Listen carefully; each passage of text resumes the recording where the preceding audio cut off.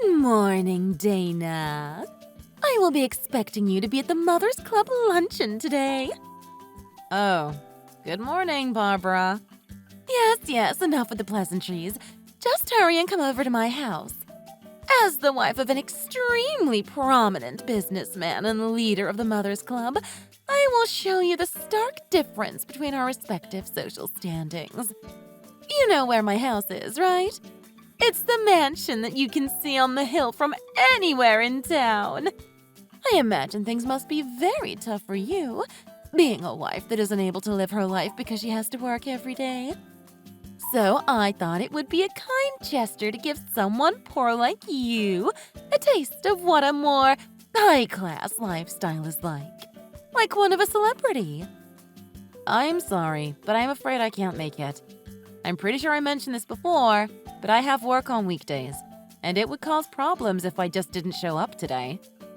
That may be the case, but do you realize you will be causing problems if you refuse an invitation from me, the leader of the Mothers Club?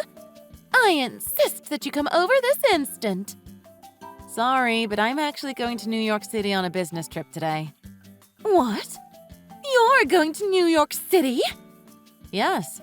Thanks to the business trip, I won't be returning until the day after tomorrow. What's this now?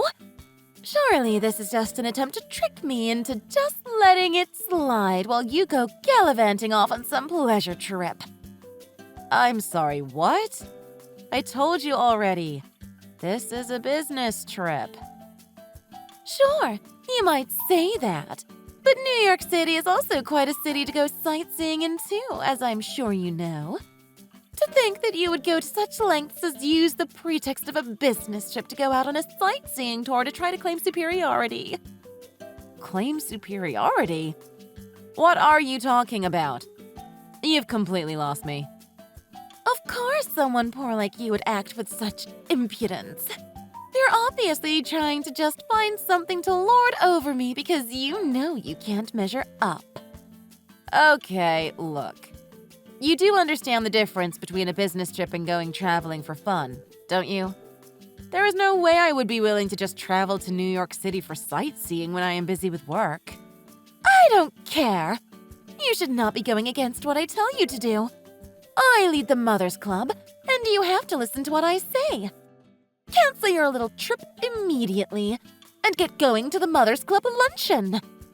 I'm sorry, but there are some serious business negotiations I have to be a part of shortly, so I must be going. What? Don't lie to me! I'm not lying, and you're just wasting my time. If you'll excuse me, I really must be heading off now. Wait right there, Dana. Don't you dare leave on me. We haven't finished talking yet.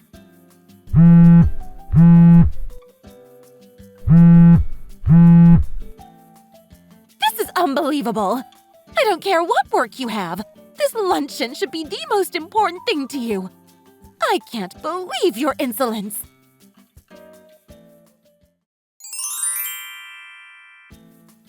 Hello, Dana. I'm contacting you about the regular Mothers Club luncheons. You told me that weekdays were no good, correct? Well then, how does next Saturday sound? The weekend should prove to be no problem for you, I imagine. Saturday? Well, I'm busy with work in the morning, but the afternoon should be fine. I think I can put that in my schedule. Thank you for adjusting your plans. Oh my. It's rare to hear you being so polite. If only you could be this docile all the time. I mean, it's not like I miss going to every single one, and I'm sorry if that impression ever came across. Also, docile? Anyway, it sounds like my schedule will allow me to go this time, but unfortunately, I can't guarantee that I'll be there every time in the future. So, in other words, for you, in a world where a 2-day weekend is a given, you are still working in the morning on a Saturday?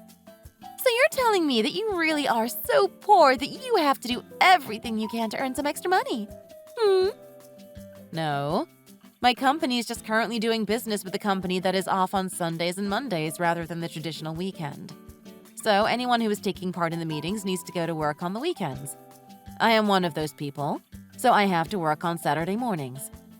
Well, I I am a stay-at-home housewife, so I can't say I really understand any of that.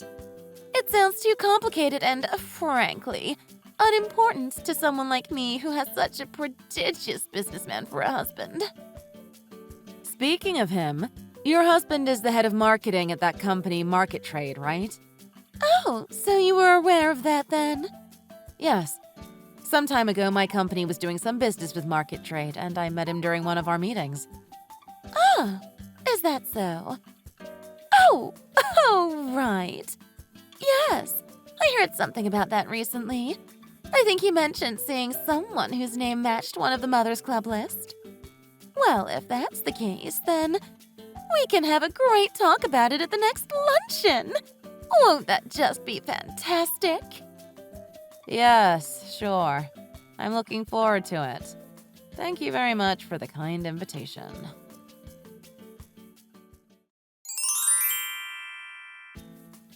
Are you there, Dana? You're already on your way here, aren't you?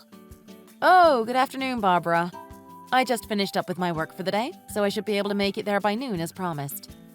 I have been preparing some of the best refreshments you've ever tasted, so I eagerly look forward to your arrival.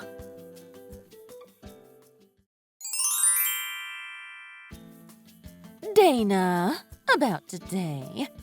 For you to just leave after some tea was spilled on you. You really don't need to be so grumpy about it. It's not like it was hot enough to burn you or anything. It doesn't matter if it was hot or cold. Throwing a drink into someone's face is wrong no matter how you look at it. Don't you realize that? Oh dear, it seems like you have quite the short temper, don't you? You do know that such stress isn't good for your health or your complexion, right? You really should try to moderate your emotions a bit more. Try to think about being a bit more reasonable. The woman who splashed tea in my face at a public gathering is telling me to be reasonable? That's a laugh. You see? It's exactly that sort of snippy response that just rubs everyone else the wrong way. Of course you aren't liked very much. When did anyone ever mention something like that? Well, you would know if you actually attended the luncheons more often. I mean, I understand how hard it might be, since you're poor with no real opportunities left open to you. Believe me, I get it. But still, it's hard to excuse how you behaved just a little while ago. I understand why you were angry, though. You were jealous of how successful my husband is. I mean, yes, he is just so outstanding. But when he mentioned how he had just recently managed to close some business with another big company, you just had the scariest look on your face. You're lucky I was the one looking at you at the time, because anyone else would have caused a scene. I thought that since you were someone who seemed to have to go out on lots of business trips, I thought you would be well aware of all the work that my husband's business would involve, as you have to deal with it so often. And yet, after hearing about how successful he was, your expression was completely giving away how frustrated you were. I hope you know. It's not good for you to be so jealous of my husband. He's just a truly spectacular businessman with some strong business connections. That's all. Oh, is that so? That's the impression you got? So you're saying I looked jealous? Well, yes, of course. You seem to be the type of person who just wears her emotions on her sleeve. It was totally obvious what you were thinking. I splashed that tea on you to try to cool you off, since you seem to be getting so heated, what with your jealous expression and clenched hands. I just can't stand people like you. You can't blame me. Anyone in my position would have felt like they had to do the same thing. Ignoring your attempts to justify the unjustifiable, I just want to confirm something with you here. Your husband was saying that he was the one who closed that deal, correct? Yes, he was. He closed the deal with one of the biggest companies in the industry, Sales Corp. That sounds strange to me. When I think about the days when market trade representatives came to our company for negotiations, the only people who came were young women. Huh? Your company? Dana, are you saying that you're an employee of Sales Corp? Yes, actually. Anyway, I heard something at the luncheon that didn't sit right with me. So I'm planning to talk with some of our staff at the start of next week. Huh? What's this all of a sudden? What? Are you going to be trying to look into my husband's business or something? Well, depending on how things pan out with the investigation, the business contract between Market Trade and Sales Corp might end up having to be terminated. What? Well, it may come to pass that we'll have to speak directly to your husband, or at least to some other Market Trade staff. I can't say one way or the other what the conclusion could end up being, though. It could be fine, but it could also become quite a problem. Hold on, Dana. What are you talking about? I'm sorry, but you'll have to excuse me, as I must be going.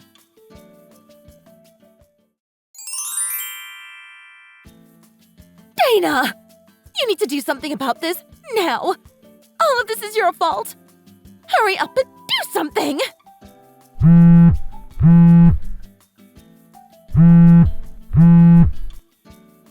What is it? Sorry, but I'm in the middle of eating dinner. Can this wait? At this rate, I'm going to end up getting divorced! My husband told me that because I invited you to the Mother's Club luncheon, his taking credit for the Market Trade contract got exposed! Oh, is that so? And yet, there you were being angry at me over just having tea splashed on you! Okay. And... What do you mean, and? This sounds like a marital problem to me. It's not exactly my place as an unrelated person to speak up in an argument between a married couple, is it? Can't you just say something to him to get him to calm down? Something about how the contract will be fine or something? Look, this is the most important thing to me, so just do something! I'm telling you, your marital troubles have nothing to do with me. No, you're wrong.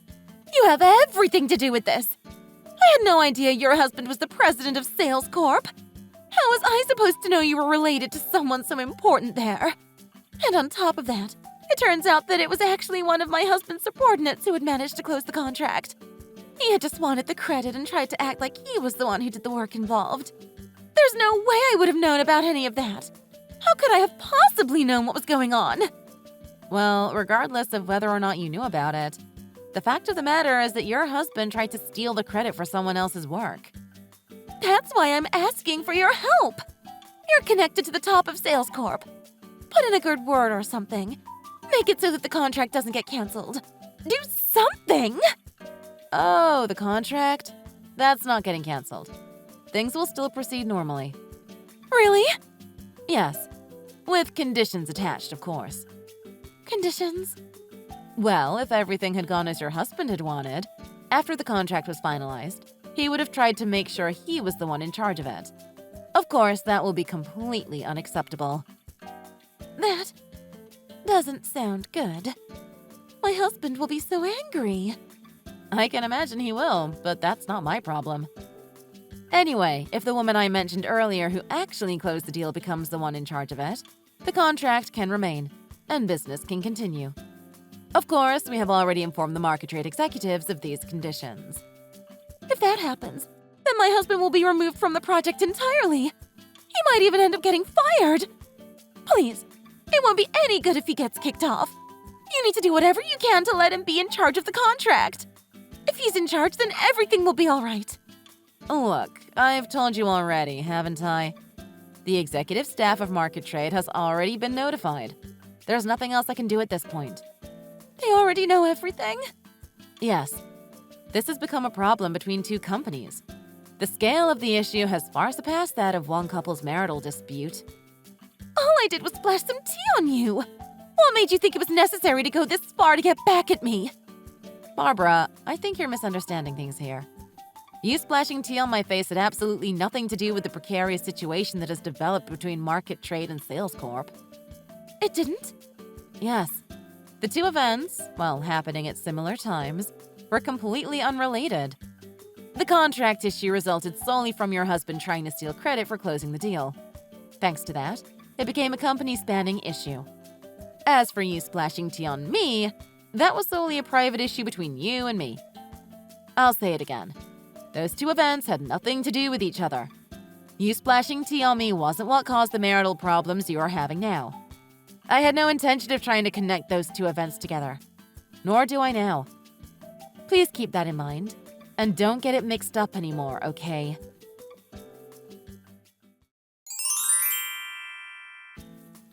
Dana, what's going on?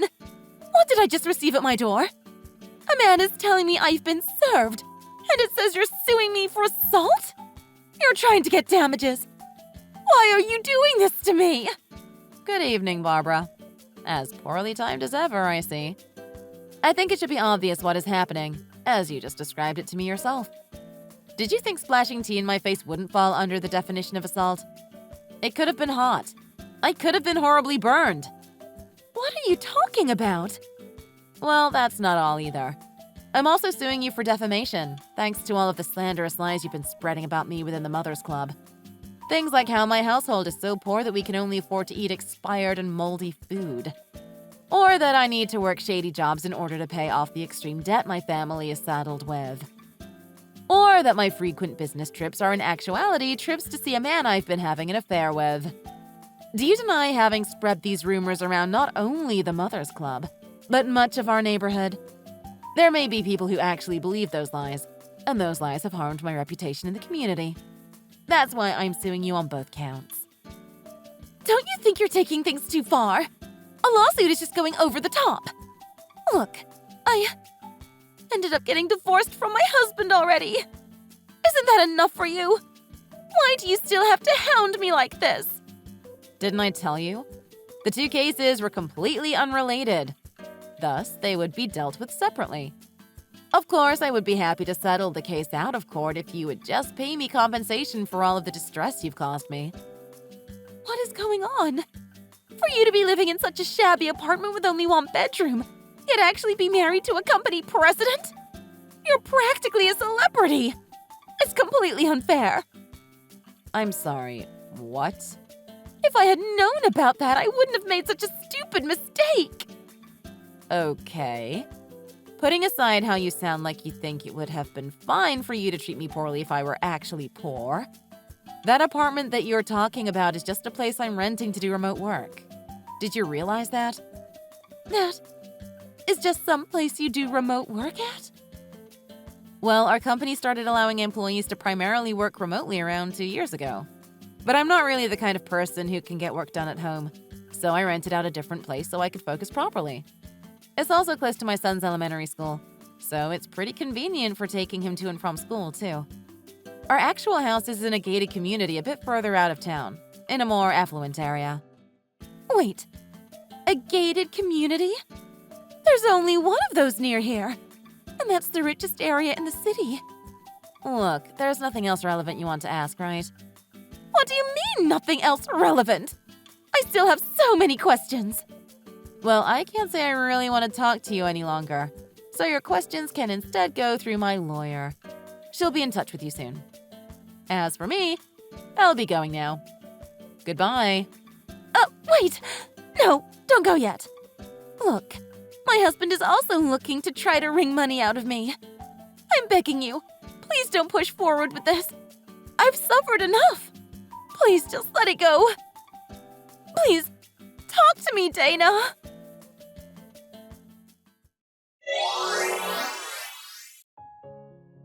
Sometime after that last conversation, the case was settled with Barbara sending me the money I requested. As for the money her now ex-husband was trying to get from her, it sounds like he was trying to get her to pay somehow for having cheated on him. She was having an affair with another man, who was even a father with children of his own. Her ex-husband was already in a rough spot with having been demoted and receiving a big pay cut as a result of his actions. But just like with me, the affair and his demotion were completely unrelated. He did whatever he could to get Barbara to pay for what she did. Apparently, he got custody of their daughter, so Barbara now has to pay child support to support the daughter she no longer gets to see. So, Barbara now finds herself having to work morning, noon, and night to pay what she owes. Quite a far cry from the pampered housewife she used to be. Maybe she might learn a thing or two. Though, as she's never worked a day in her life, she seems to be struggling quite a bit. One day she sent a text to everyone in the Mothers Club about how work was so tough for her. So everyone just blocked her so they didn't have to deal with her whining anymore. Thank you very much for watching. Please be sure to like the video and subscribe to the channel. Please look forward to the next video.